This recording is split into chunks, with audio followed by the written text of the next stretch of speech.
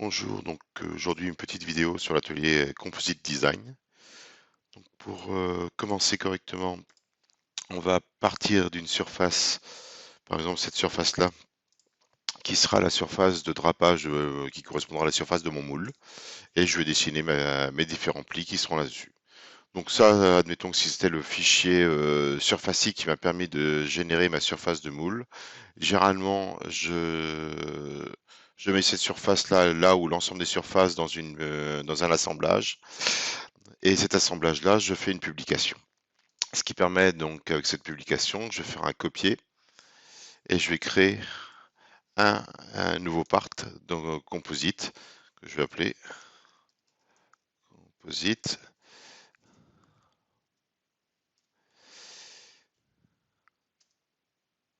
Et dans ce part composite, je vais faire un collage spécial en tant que résultat avec lien. Ce qui fait que j'ai un lien avec ma surface et le fichier que j'avais ouvert précédemment pour être sûr de ne pas faire de bêtises, je le ferme. Donc voilà mon élément de départ. J'ai une surface de drapage. Je pourrais aussi intégrer des différents plans, limites et ainsi de suite. Lorsqu'on commence, on voit qu'on n'a quasiment aucun icône d'accessible. La première chose qu'il va falloir paramétrer, c'est les paramètres composites. Avant ça, ce qui peut être judicieux de faire, c'est de créer un repère qui sera la rosette d'orientation de mes plis. Donc je crée un système d'axes. Et là, je vais dire, tiens, que ma direction privilégiée de drapage, celle qui correspondra à mon direction 0, ça sera cette direction suivant ceci. Donc pour ça, je vais créer un repère. Il me demande l'origine. Bah, je vais prendre le point milieu, par exemple, de cet ensemble. Bon, par défaut, il pose un repère X, Y, Z qui est parallèle au repère global. Moi, ça m'intéresse pas, donc je vais d'abord créer la direction X, qui serait la direction qui passe par ce plan-là. Donc je vais définir une droite. Et cette droite, bah, ça serait la droite qui passe par ce point. Et donc ce serait point et tangent. Alors la courbe, elle n'existe pas, je vais la créer, ça va être une droite. Euh, euh, qui va être par exemple l'intersection entre ma surface et le plan qui passe par normal à une courbe. Et je vais prendre cette courbe-là. Par défaut, il prend le plein milieu, ok. Donc, si je fais un aperçu, j'ai la courbe blanche qui est ici. Et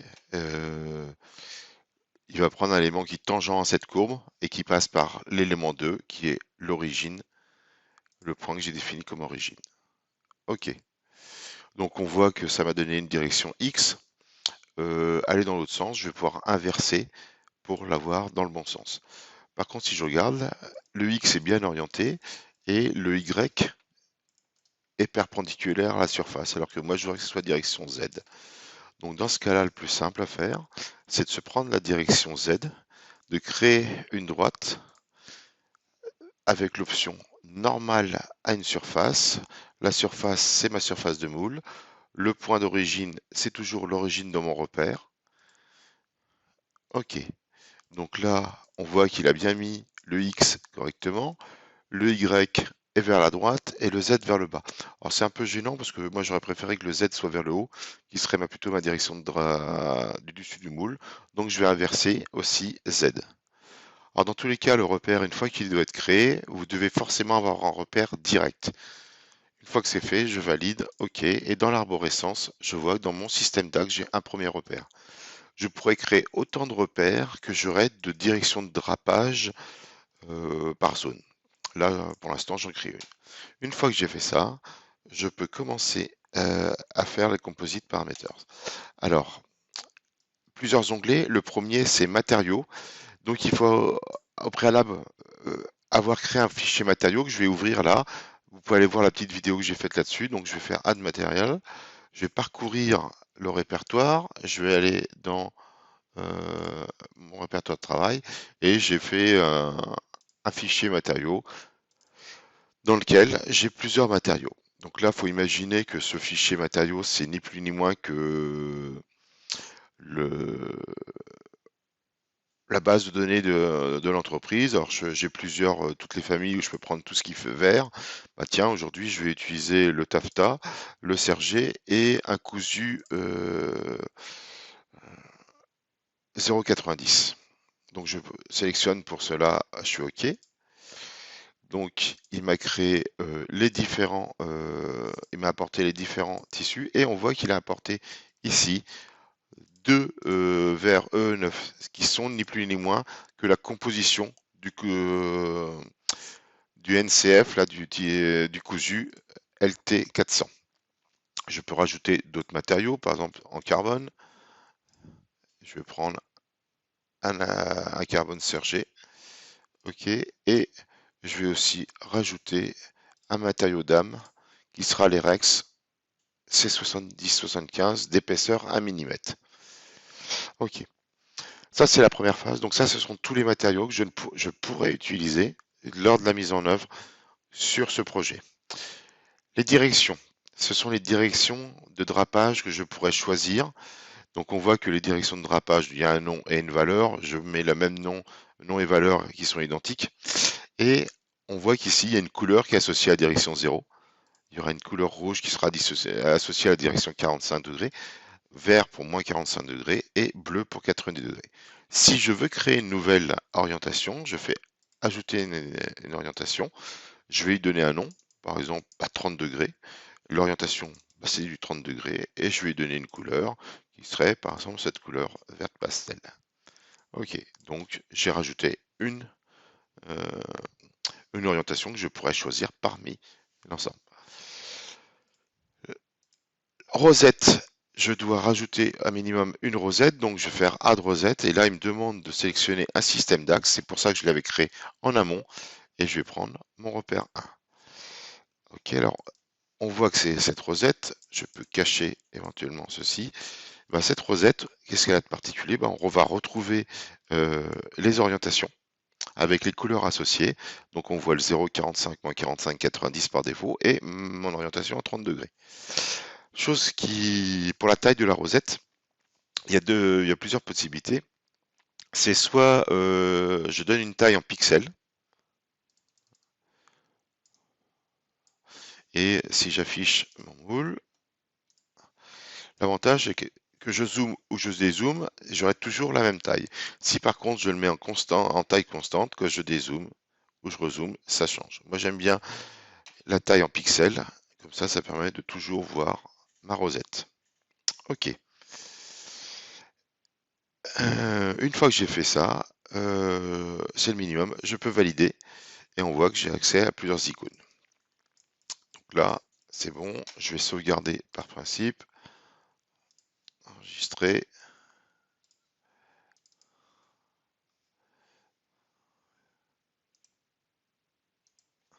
Je vais changer son nom. Ah, ok. Là, j'ai créé ma banque de matériaux que je retrouve dans les matériaux utilisés, mes orientations que je pourrais choisir et mon système d'axe, la rosette numéro 1.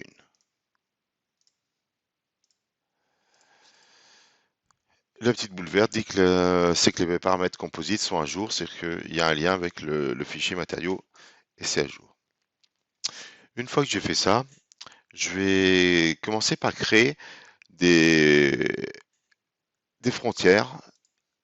Alors, comme bord de pièce, il y en a deux que je crée systématiquement. C'est la frontière de la pièce finie, c'est-à-dire qu'une fois qu'elle est détourée, c'est la pièce qui va être livrée, et je vais faire une autre frontière, c'est celle qui va être fabriquée avec mes surlongueurs, si j'ai un détourage à faire. Donc la première, je l'appelle EOP pour Engineering Edge of Part. Il me demande une surface d'application, c'est ma surface de moule. Et là, le principe du contour, c'est que je vais définir des droites plus ou moins longues ou infinies et qui vont faire relimiter l'ensemble. Donc, admettons que par rapport au bord du moule, ma pièce ici, par rapport à la frontière du dessus, se situe à 90 mm de ce bord de moule. Donc, je vais créer une courbe parallèle à ceci sur le support de mon moule et j'ai dit 90 mm. Je vais faire un aperçu. Voilà la frontière de la pièce. Ça me fait ma première direction. OK. Donc c'est parallèle 1 qui est en rose à ce niveau-là. Je vais créer une deuxième parallèle qui, admettons, sur le côté sera à 50 mm du bord. Je vais créer une courbe parallèle sur ma surface à 50 mm. Je fais un aperçu, il n'y a pas de souci. OK. Et là, je vais continuer à faire le contour. Donc, il faut forcément que ma courbe suivante coupe la parallèle 2. Alors là, ça va être une zone, par exemple, ce serait la droite qui passe par mon point, par le milieu, et coupée. Bah, ça, c'est ni plus ni moins, par exemple, la droite que j'avais créée, où j'avais fait une courbe pendant l'intersection. Si je l'affiche, ça peut être cette intersection-là. Donc je pourrais, à ce niveau-là, prendre l'intersection 1. Donc on continue mon tracé. Maintenant, j'aimerais prendre l'intersection entre le plan qui est ici. Donc je vais faire créer l'intersection entre mon plan ZX et ma surface. Je fais un aperçu, ça va être cette limitation-là. Si je fais OK, donc là, il trouve que le contour est fermé, parce qu'entre ma première courbe, la deuxième, la troisième et la quatrième, il voit que l'ensemble est fermé, donc il me propose éventuellement de garder ceci, et il me dit que le contour est valide grâce à la petite touche de validation verte ici. Ça ne peut pas être cliqué, ça permet simplement de savoir si le contour est bon ou pas. Sauf que moi, c'est pas ça que je veux, c'est qu'une fois que je suis arrivé ici, je veux redescendre vers le bas, me mettre à peu près à 100 mm du bord et remonter ici avec, pareil, 100 mm sur le côté. Donc c'est pas grave, je continue à créer mes courbes. Donc là, j'ai créé une courbe parallèle par rapport au bas à 100 mm, alors sur cette surface, à 100 mm, aperçu OK, et donc là, on voit qu'il continue le profil. Et je vais finaliser la chose en rajoutant clic droit, une courbe parallèle à ça, ici, et à 100 mm. Un aperçu, OK, et là, voilà ma pièce finie. Donc ce qu'il faut retenir dans tout ce qui peut permettre de faire des courbes, c'est vraiment tout ce qui permet de projeter sur ma surface jaune un contour, ou partiel ou total, pour l'ensemble. Là, je vois que j'ai un premier contour, c'est le contour extérieur. Si je crée un deuxième contour en faisant Add, je pourrais éventuellement faire un contour intérieur qui serait la partie évidée, et la matière serait entre les deux contours. Je ne vais pas le faire pour cet exemple-là. Une fois que j'ai fait ça, OK, et j'ai dans mes bords de pièces un premier contour que j'appelle le EOP Engineering Edge of Part. Une fois que j'ai fait ça, donc ça va être la frontière de la pièce livrée au client. Je vais recacher l'intersection ici. Et moi, ce que j'aimerais, c'est que du fait de mon process, par exemple de la fusion, bah, je vais avoir un peu de surlongueur et je vais redétourer cette pièce après stratification, polymérisation et autres. Donc pour ça, je vais créer un deuxième contour de pièce, un bord de pièce que je vais appeler MEOP comme Manufacturing Edge of Part. Ma surface est toujours la surface du moule. Et là, je vais carrément dire que c'est mon contour de l'Engineering Edge of Part, que je vais décaler de 30 mm. Donc c'est mon contour. Je vais le décaler par rapport à cette surface d'une valeur de 30 mm. Je vais faire un aperçu. Je vois qu'il me l'a mis à l'intérieur, donc j'inverse la direction. Un aperçu, il sera à l'extérieur. OK. Donc, j'ai un contour ici qui sera le contour de ma pièce sortie de moule, et ça, ma pièce qui sera livrée au client. Le Manufacturing Edge of Part, comme je ne vais pas en avoir besoin avant un peu de temps, je vais le masquer pour éviter de le sélectionner par erreur.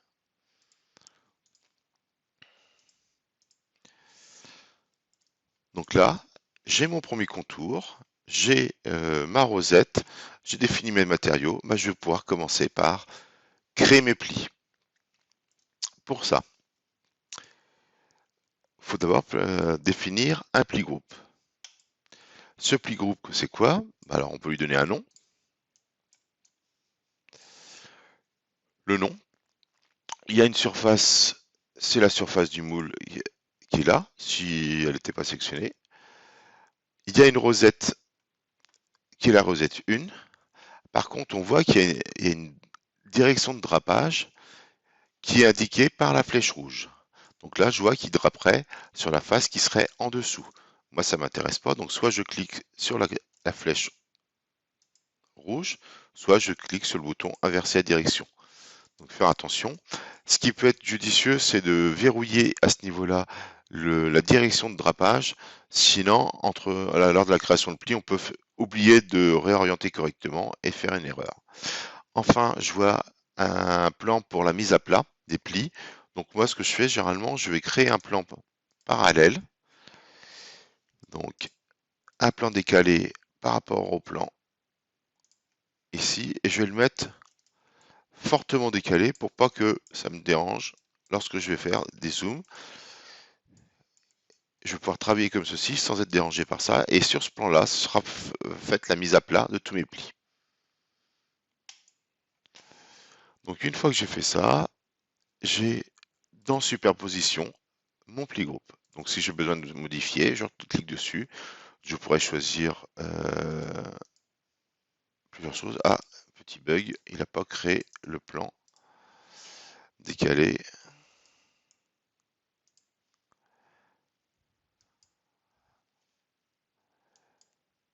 Ok, bon là, on l'a. Il y a bien le plan 3 qui a été mis dans l'ensemble. Maintenant que le plan est créé, je vais pouvoir créer mes plis. Pour créer un pli, alors en bas à gauche, il me dit sélectionner soit un pli, groupe, soit une séquence ou un pli pour lancer. Donc au début, comme il n'y en a pas, je suis obligé de créer dans un pli groupe et on voit que le fait d'avoir cliqué là-dessus, dans l'arborescence, j'ai une séquence qui apparaît et dans cette séquence, il y a un pli qui apparaît, c'est le pli que je suis en train de créer. Ce pli, je dois définir un contour. Alors, soit je peux bêtement prendre, si mon pli correspond au contour de la pièce finie, bah, je peux sélectionner ce contour de pièce. Après, dans Attributes, je vais pouvoir choisir quel type de tissu j'utilise. Donc là, un taffetas, orienté à 0 degré par rapport à la rosette 1, et le plan de mise à plat, il devrait être mis automatiquement normalement, je crois, donc il n'y a pas besoin de toucher. Ok, donc là on voit qu'il y a un contour. Alors, on a plusieurs qui sont superposés, donc si je cache le contour, là j'ai mon pli, si je le cache, il n'y a plus rien, si je le fais réapparaître, il y a un contour, et on voit que la couleur grise, c'est bien la couleur qui correspond à l'orientation de 0 degré. Donc ce pli fait 0 degré. Si j'avais 5 plis identiques, je pourrais recommencer plusieurs fois la chose, ou là, je vais faire un copier et le coller dans la séquence. Alors si je fais ça, je vois que je retrouve le contour 1 qui a été sélectionné, le même, où je pourrais pointer directement sur ce pli-là, ce qui veut dire que si je change le contour de ce pli, tout le reste devrait suivre. Sinon, je serais obligé d'aller dans les 5 copies de fichiers, donc généralement, je vais supprimer ça et lui dire que c'est cette géométrie-là que je veux suivre. Ok, je peux éventuellement changer l'orientation, si cette fois-ci c'était un 45 degrés. Donc là, on a deux plis. On voit un contour rouge, rouge étant la couleur du plus 45 degrés, ce qui correspond à ce pli-là. Si je le cache, je vois le contour gris qui correspond au premier pli à 0 degré. Je vais pouvoir copier maintenant ce pli-là. Copier, coller, coller, coller. Donc voilà, là j'ai 5 plis qui correspondent à ma séquence 1. Alors, une séquence, c'est un empilement de plis dans une zone, ainsi de suite. Donc on peut faire plusieurs séquences. La séquence d'abord de la peau sur la totalité de la surface, et puis je vais peut-être créer une autre séquence qui correspondra à un renfort qui serait uniquement sur ce carré-là. Donc la séquence 1 est faite, elle est constituée d'un pli à 0 degré, un pli à 45 degrés, un pli à 45, comme c'est celui que j'ai recopié plusieurs fois, 45 et 45. Si je veux changer l'orientation d'un pli, je double-clique ici, attribut, et je change son orientation. On verra plus tard qu'il y a la possibilité d'utiliser un tableau pour gérer les orientations des plis, vérifier tout ça. Et changer le nom des plis, parce que là on voit qu'ils s'appelaient tous plis 1. Donc voilà ma première séquence de plis. Je vais créer maintenant ma deuxième séquence de plis, celle qui va permettre de faire le contour, et ça serait uniquement ce carré-là. Donc je vais créer un pli. Donc au lieu de le cliquer dans la séquence pour le rajouter après ce pli-là, je vais créer au niveau du groupe, ce qui va créer une deuxième séquence. Je vais cacher ceci pour éviter de prendre des informations là-dessus. Je vais afficher les éléments qui m'ont permis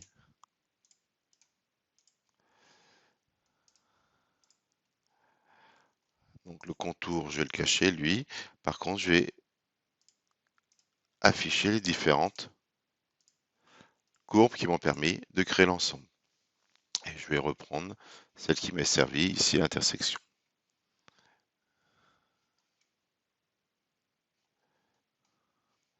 Alors, j'ai dit que je voulais faire un carré ici, donc je vais prendre la première limite, deuxième limite, troisième limite, l'intersection, et quatrième limite. Donc je refais un contour. Cette fois-ci, je ne vais pas utiliser le taffetas, je vais prendre le cousu. Alors là, pour le cousu, petite particularité, alors il y a un petit bug ici. Quand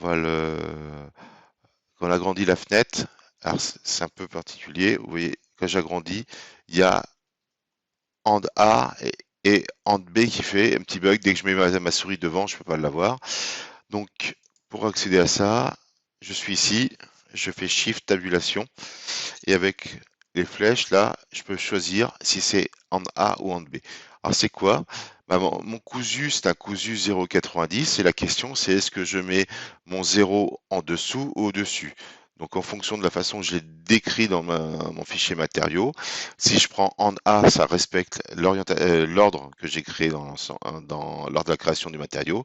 Et si je mets AND B, je vais inverser le sens de drapage. Donc là, je vais le laisser en AND A. L'orientation 0 degré. OK.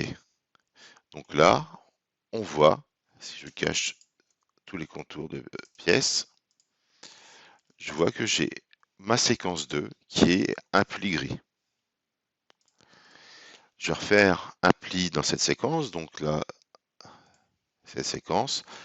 Le contour, je vais prendre justement ce contour. Alors attention, quand vous cliquez directement sur l'image ici, vous pouvez prendre un peu de tout et n'importe quoi. Faites attention, soit vous attendez que le nom s'indique sous la petite main, là que la bulle, donc contour 4, composite, géométrie 2, pli 2, ainsi de suite, apparaissent, ou sinon vous pouvez directement aller dans l'arborescence pour être sûr de cliquer le bon contour, donc celui-ci. Donc là, on voit bien que quand je l'active, c'est celui dans l'arborescence qui se fait.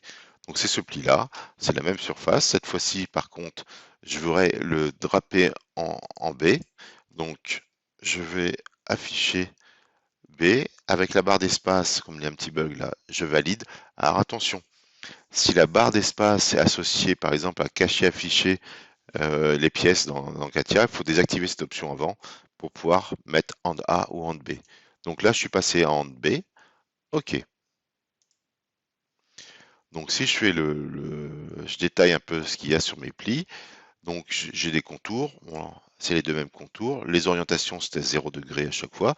Par contre, je vois que ici, j'ai une attribution qui est en le LT 400 version D. Il est en A, orienté à 0 degré. Et on s'aperçoit qu'on va rencontrer d'abord le 900 texte 216, puis le 900 texte 189. qui est orienté à 90 degrés. Et si je regarde le deuxième, qui est toujours orienté à 0 degré globalement, donc dans le sens du rouleau, ben on voit que comme je suis en angle B, c'est inversé. C'est d'abord le 90 degrés et après le 0 degré. Je peux malheureusement pas sélectionner ici ce cadenassé pour changer A et B. À moins qu'on déverrouille, je sais pas.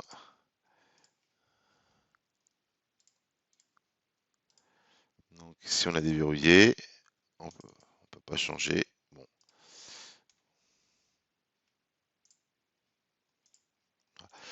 Donc voilà pourquoi, pour les tissus cousus, je devais donner le contenu et chaque orientation de chaque couche du dé. Donc voilà.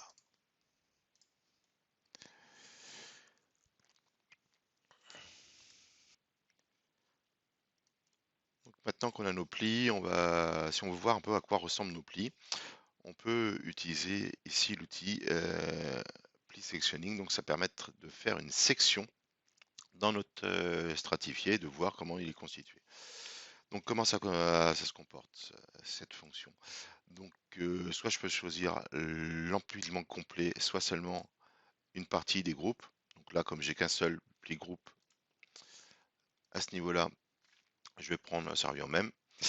Mais ici, il faut définir un plan ou une courbe qui coupe la surface pour justement faire la découpe.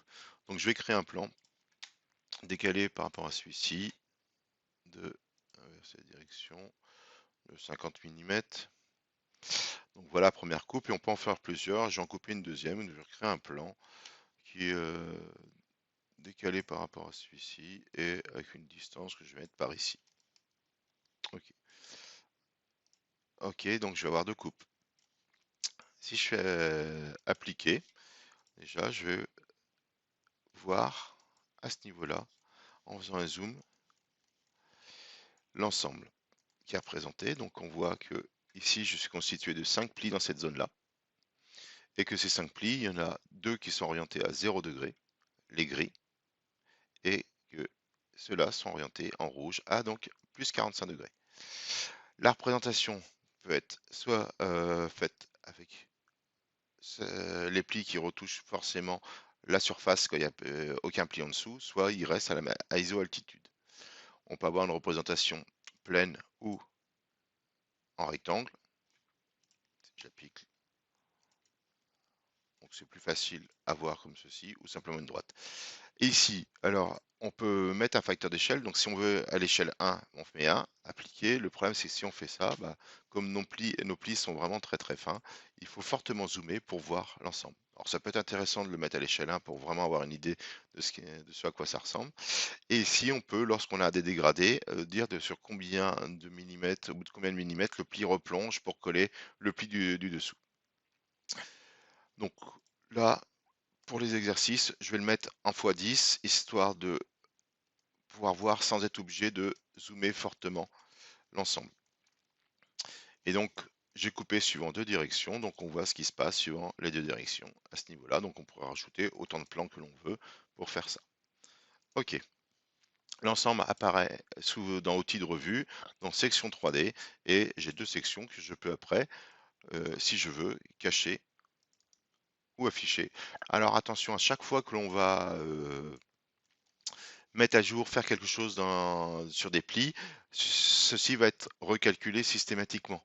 Donc si vraiment vous avez beaucoup de plis, cette partie-là peut prendre beaucoup de temps, on peut faire un clic droit, objet, et désactiver le composant. Ce qui fait qu'on a toujours la définition en mémoire, sauf que le calcul ne se refait pas sur ces éléments-là. Et lorsque j'en ai besoin, je fais un clic droit et je fais activer les composants. Et là, il recalcule l'ensemble. Donc vous avez vu, ça prend un petit peu de temps, et si on a beaucoup plus de plis, ça prendra beaucoup plus de temps.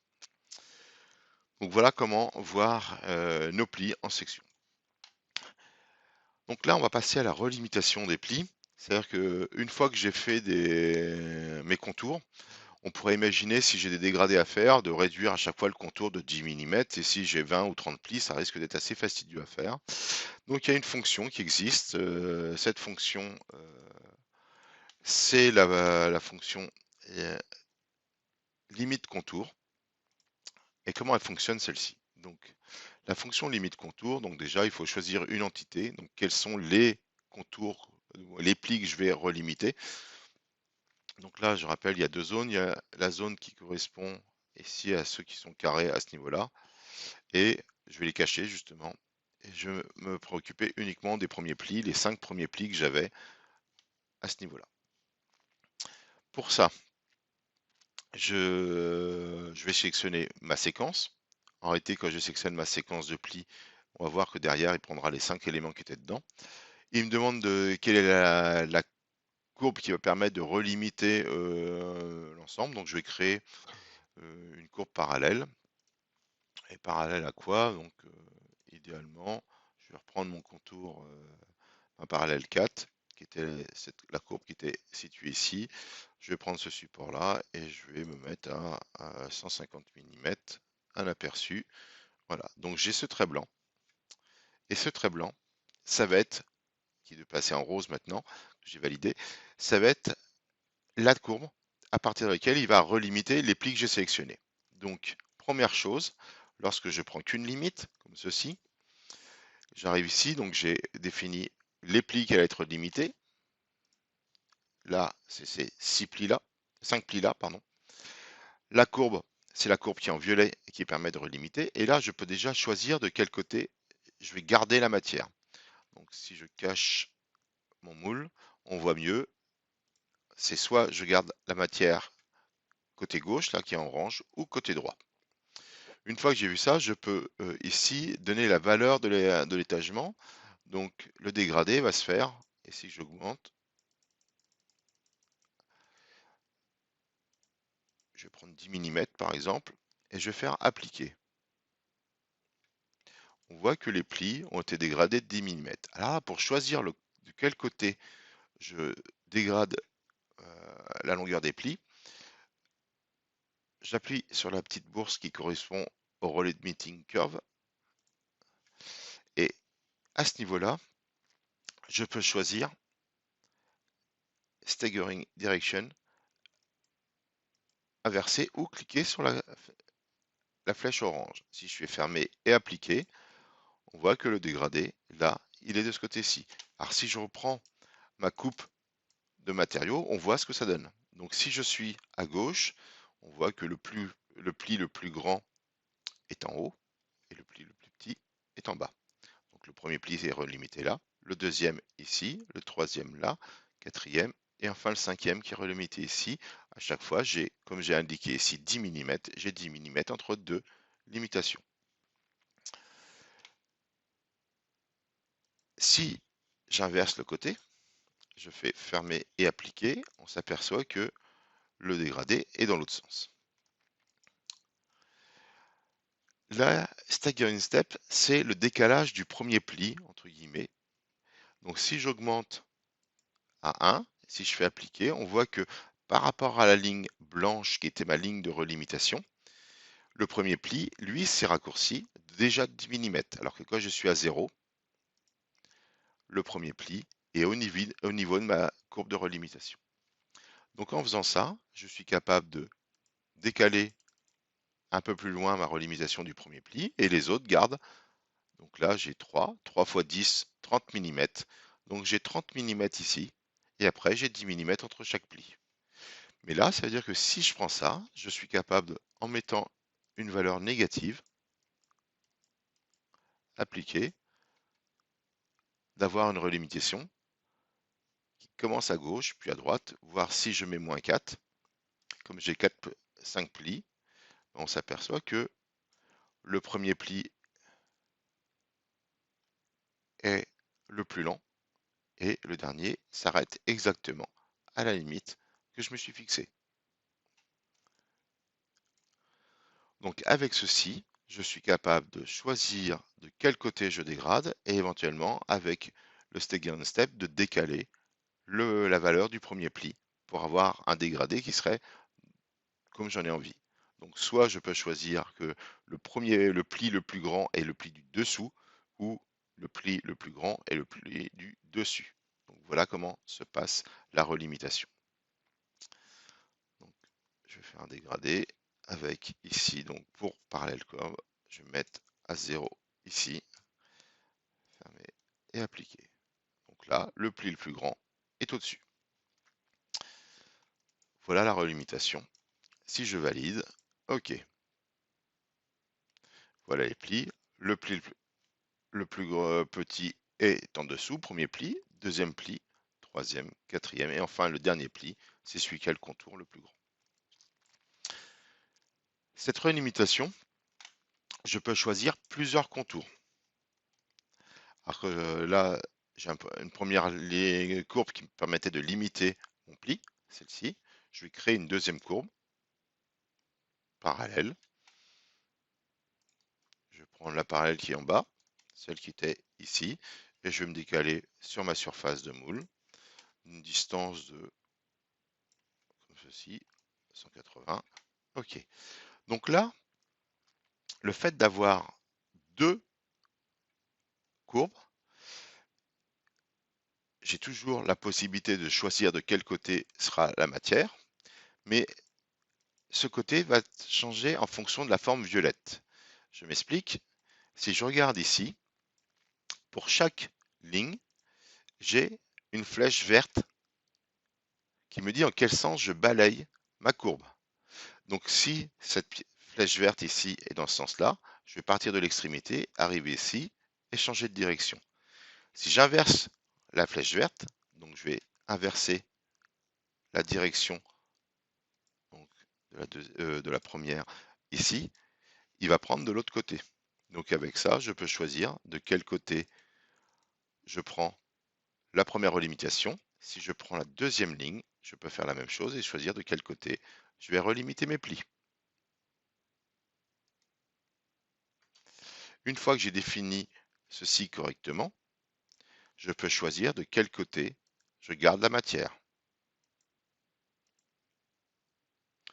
Et une fois que j'ai décidé de quel côté je gardais la matière, je peux maintenant, pour chaque limite, choisir le dégradé. Par exemple 5 mm ici et 10 mm pour l'autre. Si je fais fermer, appliquer, je vois que j'ai toujours le dégradé comme tout à l'heure, mais dans la deuxième direction, j'ai un deuxième dégradé. Si je me dis, bah non, moi je voudrais que celui-ci soit à l'extérieur, je pourrais retourner pour la deuxième course, soit inverser, appliquer, et là, j'aurai toujours le plus grand pli à l'extérieur au-dessus, et à l'extérieur et au-dessus ici. Si jamais je veux que cette limite soit une limite max, j'inverse la direction, appliquer, et là on voit que j'ai un dégradé comme ceci. Alors, ce qui pourrait perturber un peu, c'est que le plus grand pli qui est au-dessus ici, il est plutôt en dessous là. Donc si jamais je veux avoir exactement le même aspect, que le plus grand pli soit toujours au-dessus, même sur cet étagement-là, je vais inverser le côté et changer la valeur ici en négatif pour revenir sur le 0. Je vais appliquer, et on va voir que j'ai bien le même aspect, mais je suis à l'intérieur ici de ma courbe et là à l'extérieur. Voilà la relimitation à deux courbes. Je pourrais faire une troisième courbe. Alors là, si je mets une troisième courbe, je vais faire une courbe parallèle au bord qui est ici. Donc je vais créer une courbe parallèle par rapport à ma première parallèle sur ma surface de moule, ici. Et là, on s'aperçoit que j'aurais aimé qu'il garde ça, ça, qui recoupe. Ça dépend de l'ordre dans lequel sont ces trois courbes. Si cette courbe-là arrive après celle-ci, il ne peut pas, donc je vais remonter en fonction de la position de l'enchaînement de ces courbes. J'ai un format différent et là je pourrais, avec mes flèches vertes ou avec curve orientation, changer de quel côté je serai. J'aurai un étagement.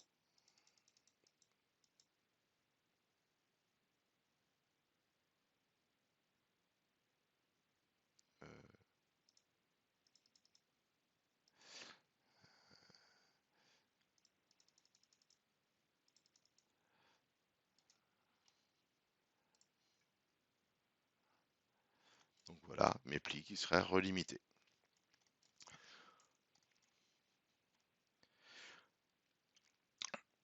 Donc là, on va supprimer tout ce qu'on a fait en limite contour. Donc pour supprimer un limite contour, soit vous prenez dessus, vous faites supprimer. Et il nous demande si on veut supprimer tout ce qui est associé à cette fonction. Donc on fait oui. Donc on va revenir avec nos limites initiales. Donc on a nos plis. Donc les plis qui sont dans le carré là et là. Je vais supprimer ces courbes-là, qui étaient les courbes qui ont permis de relimiter tout à l'heure, comme je m'en sers plus. Et bah là, je vais créer cette fois-ci un sandwich dans cette zone-là, sur une base carrée, rectangulaire. Alors, pour faire les sandwichs à deux, les âmes, il y a deux possibilités. Soit on utilise la fonction core, qui, j'avoue, n'est pas très très pratique. Et moi, je préfère faire un empilement de couches d'1 mm que je vais relimiter pour avoir les chanfreins à 45 degrés, par exemple. Donc, si je pars sur la base, ici, je vais centrer, je vais définir un plan. Tiens, je vais prendre, je vais créer un plan. Celui-ci, je vais le cacher. Je vais créer un plan que je vais décaler une certaine distance. Et je vais créer, centré là-dessus, un oméga, et dans l'autre sens, il sera centré en plein milieu sur cette droite-là. Donc pour ça, je vais d'abord constituer deux plis de verre comme base, sur lesquels je viendrai mettre une âme, et après, sur cette âme, je viendrai remettre deux autres plis pour fermer la strate. Donc je commence par faire des plis. Je fais une nouvelle séquence, donc la séquence 3, et là je vais créer mon contour. Donc mon contour, je vais créer des courbes parallèles, par exemple, à l'intersection de ça avec ma surface de moule. Donc il y a ça, et sur cette surface-là, je vais venir décaler de 100 mm. Donc ça fera mon premier bord de pièce.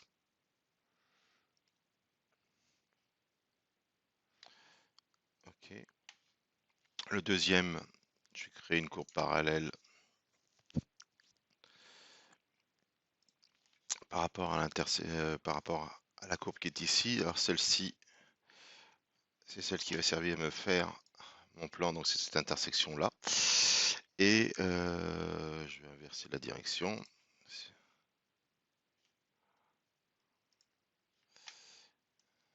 Et je vais le mettre à peu près à 300 mm.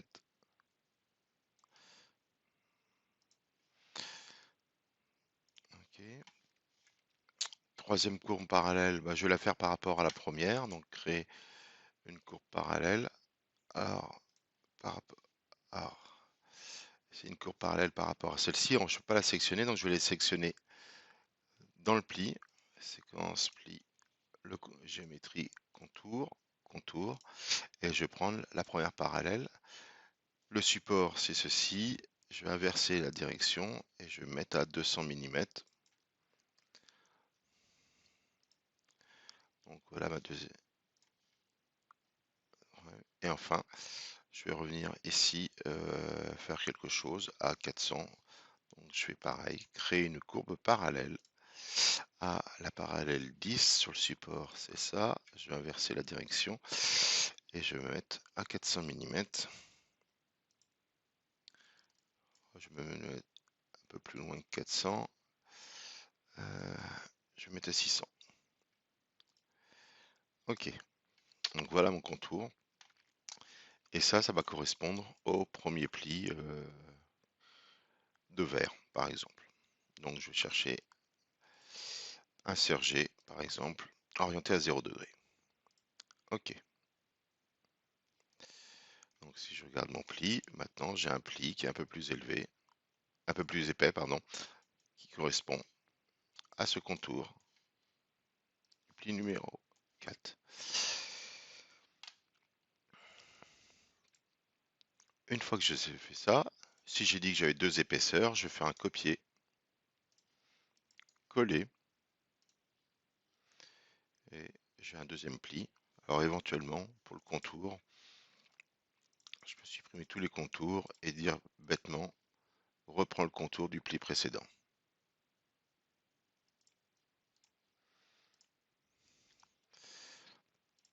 Donc j'ai deux plis à 0 degré.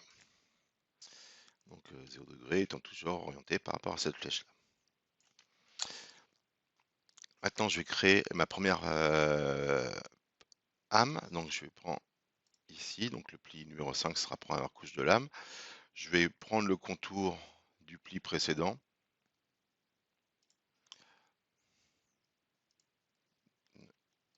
Que je vais décaler de 20 mm.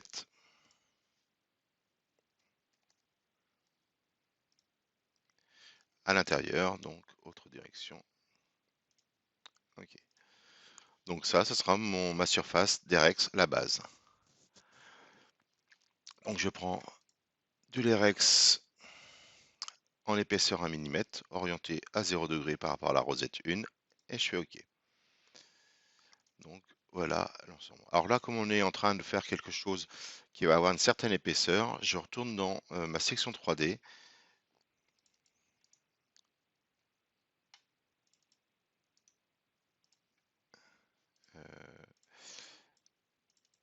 Et là, je vais changer le facteur pour mettre à 1 mm, à l'échelle 1, et la même chose pour celui-ci. Ça, on verra un peu mieux, il faudra peut-être zoomer, mais ça sera à l'échelle 1. Donc là, j'ai fait ma première couche de 1 mm d'Erex qui se plie là. Ah tiens, il est non structural, ça c'est une erreur de ma part. C'est que dans le fichier matériaux, j'aurais dû avoir quelque chose de structural.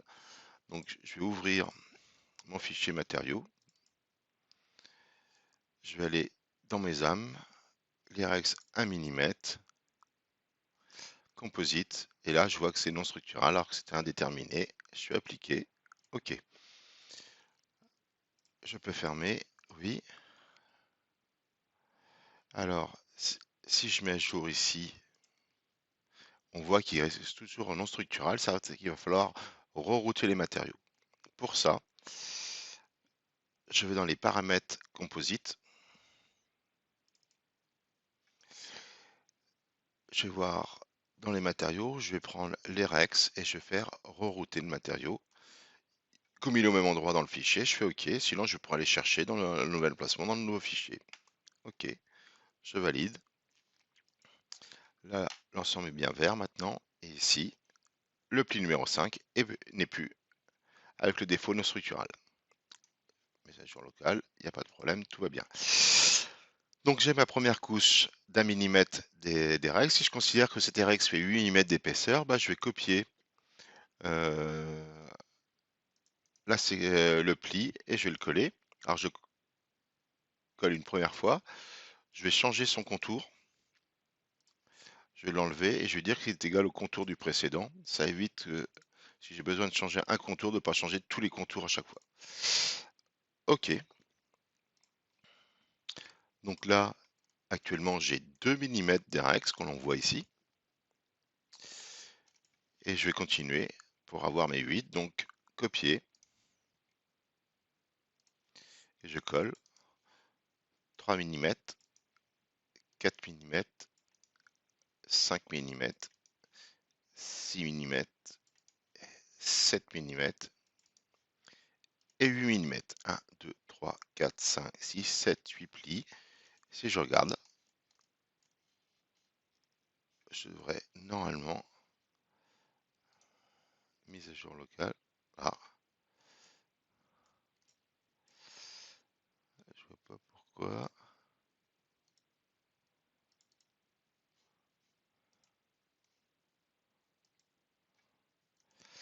Je vois pas pourquoi je n'ai pas 8 couches d'1 mm à ce niveau-là.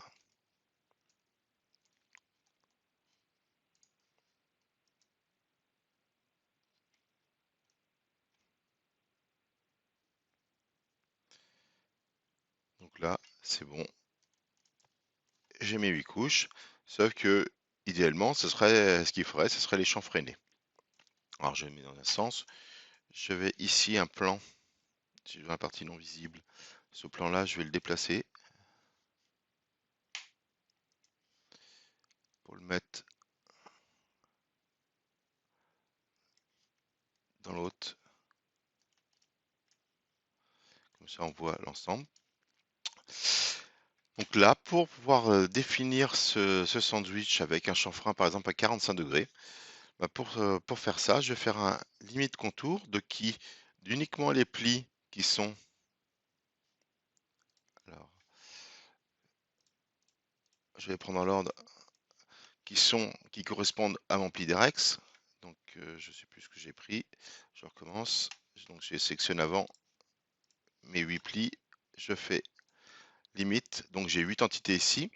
Il me demande quelle est là où le contour ou la ligne qui permet de relimiter. Donc là, je vais prendre le contour 7. Alors, il me dit qu'il n'est pas sur la surface. C'est un peu étonnant, donc c'est pas grave. Je fais OK et je vais dire tu vas créer la projection du contour 7 sur la peau. OK. Donc là, j'ai mon contour. La direction, on me dit qu'elle est invalide parce que je prends la matière à l'extérieur, donc je vais dire inverse la matière pour garder la matière à l'intérieur. Donc, je cache mon moule. Donc la partie orange sera la partie matière conservée. Je vais pouvoir ici faire un dégradé. Comme mes couches font 1 mm et que je veux un chanfrein équivalent à 45 degrés, je vais réduire de 45 mm. Si je fais appliquer, il recalcule tout. Donc ça prend un peu de temps, mais bon, ça permettra de voir.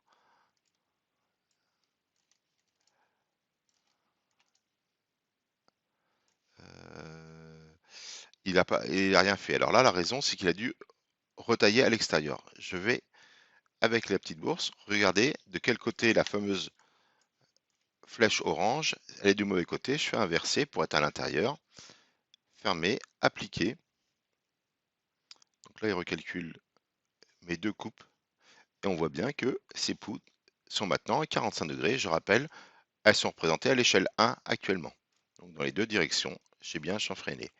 Par contre, on voit que le premier pli dépasse. Donc généralement, pour être vraiment sûr que toutes ces pointes-là ne dépassent pas le chanfrein à 45 que j'aurais dû faire, que je ferai réellement avec mon morceau d'âme, bah, je vais mettre le Staggering Step à 1.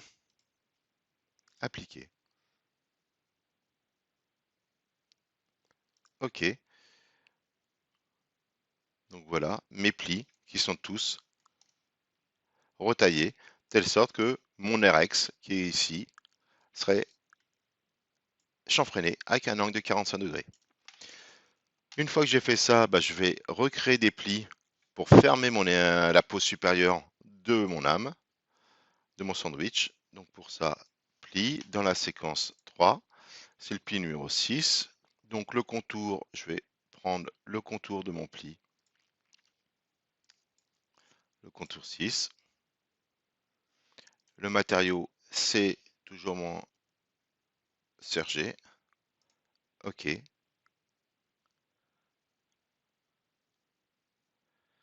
Donc on voit que là c'est un peu long, le temps de remise à jour.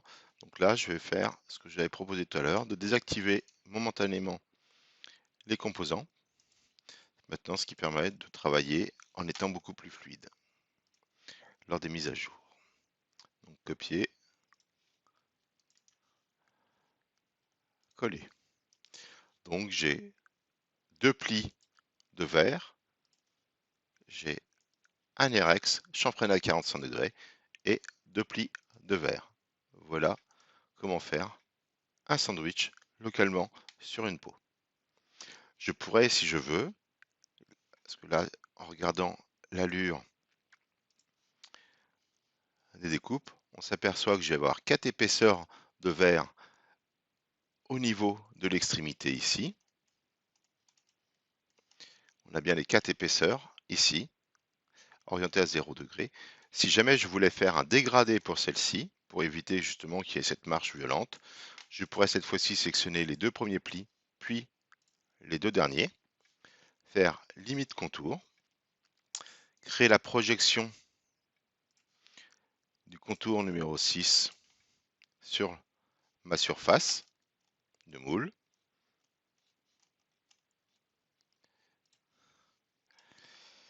OK. Donc là, j'ai ma limite.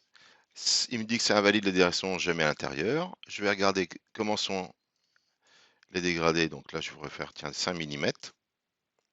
Mais sauf que moi, je voudrais qu'il soit à l'intérieur, donc j'inverse. Fermé.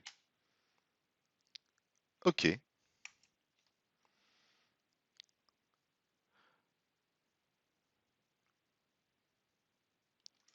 Donc là, maintenant, si je regarde mes composites, je vois que mes 4 plis, les deux de la peau inférieure et les deux de la peau supérieure, ne sont plus arrêtés au même niveau, mais sous forme de dégradé.